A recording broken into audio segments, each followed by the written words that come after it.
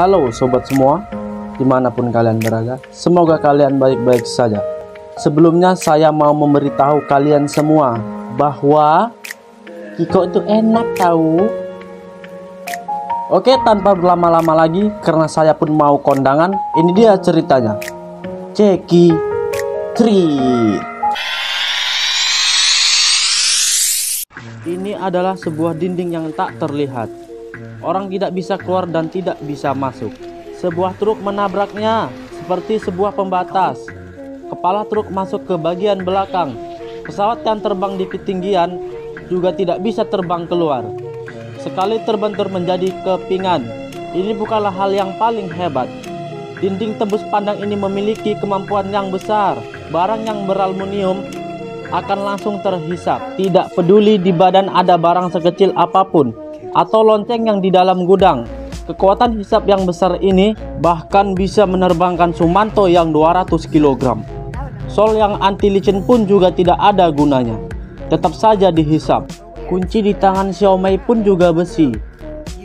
Tiba-tiba sebuah tong terhisap ke dinding, membuat kedua orang terkejut. Di saat kedua orang merasa beruntung, sebuah mobil mulai bergerak. Di saat mobil akan menabrak, Xiaomei buru-buru membuka borgol Sumanto.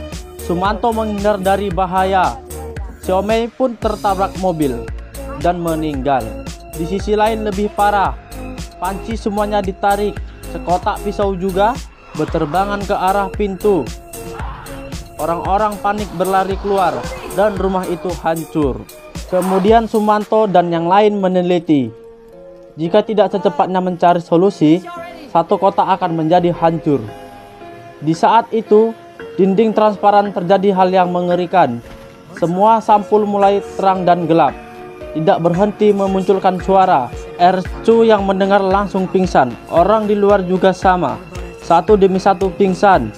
Yang aneh adalah hanya Sumanto dan beberapa orang tidak pingsan. Apa dia mempunyai suatu hubungan dengan dinding transparan?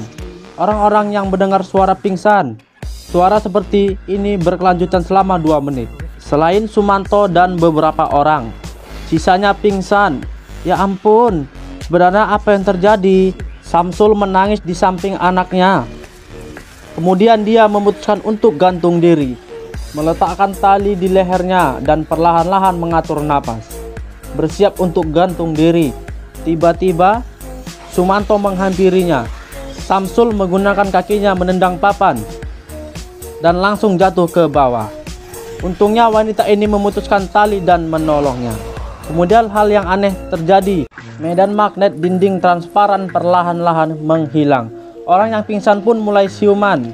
Meski semua orang siuman, tapi kemudian bencana kedua datang. Tanaman yang ditanam penduduk muncul sesuatu yang lucu. Mereka bisa makan makanan yang 200 kali lebih berat dari diri mereka sendiri. Ini membuat mereka meneliti mereka dengan cara membakarnya, tapi sepertinya membahayakan. Sumanto dalam keadaan bahaya. Dia menyemprot tanaman dengan pesawat. Xiaomei bertugas memberikan Sumanto arahan. Karena ada sedikit kesalahan, bisa membuat pesawat menabrak dinding transparan. Tapi di detik terakhir, karena jarak dengan dinding terlalu dekat, sayap pesawat tidak sengaja terkikis oleh dinding. Untungnya Sumanto tetap mengoperasikan dengan tenang, dan pesawat kembali dengan selamat. Masalah tanaman baru saja terselesaikan. Cuaca langit mulai berubah. Semua orang kembali seperti semula, mempersiapkan ember untuk menampung hujan. Tapi mereka bingung melihat air hujan. Ya Tuhan, air hujan ternyata berwarna merah. Apakah ini anggur merah? Seorang gadis menyentuhnya dan langsung menariknya karena sakit. Ini adalah bencana ketiga. Setelah Xiaomei meneliti, hal ini disebabkan oleh alga. Kemudian Sumanto dengan menyetir mobil ke sumber air, lalu menyiram obat ke air tersebut. Menyiram selama sejam. Air hujan yang berwarna merah perlahan kembali normal. Dengan cepat masuk bencana keempat. Dinding transparan mengubah musim di dalamnya. Semua mulai menjadi es. Beberapa anak muda yang penasaran berjalan ke sana, dan salah satu pria menyentuh tangannya ke dinding. Dan area yang dia sentuh memancarkan cahaya biru. Dia bisa merasakan dinding itu sedang bergerak ke bawah. Tapi di saat dia ingin menarik kembali tangannya, baru sadar tangannya terlekat. Melihat tangannya ikut terus bergerak ke bawah, yang lain sekuat tenaga menariknya, dan akhirnya tangannya terlepas.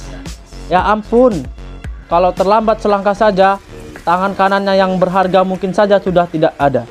Tidak lama kemudian, setelah dinding memunculkan suara lagi, akhirnya berhenti bergerak. Beberapa orang meletakkan tangannya di dinding, merasakan fenomena aneh. Tiba-tiba, kemudian dinding mulai menyusut dengan cepat, dan tanah terbelah. Kemudian mereka di dalam hutan menemukan lubang sedalam 50 meter. Beberapa orang mengikat tali dan sampai di dasar lubang. Ini adalah lubang yang terbentuk alami. Tetapi karena getaran yang tidak berhenti, mereka lebih baik kembali ke atas. Melihat sekitar lingkungan semakin parah dan tidak berhentinya menyusut, lubang di depan mata adalah satu-satunya kesempatan mereka keluar. Jadi Sumanto memanggil seluruh penduduk untuk membagi kelompok dan bersiap-siap untuk turun ke bawah mencari jalan keluar bersama-sama. Karena tinggal di sini pasti akan mati. Semua orang demi bertahan hidup tanpa ragu masuk ke dalam lubang yang dalam.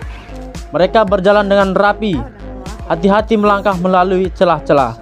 Tak lama berjalan, di dalam dinding dipenuhi kupu-kupu, seperti di dalam mimpi. Semua orang yang melihat pun terbengong. Setelah kupu-kupu dikagetkan, semua berterbangan, dan yang tertinggal di depan mereka bukanlah jalan keluar, tapi dinding yang ditutupi oleh batu.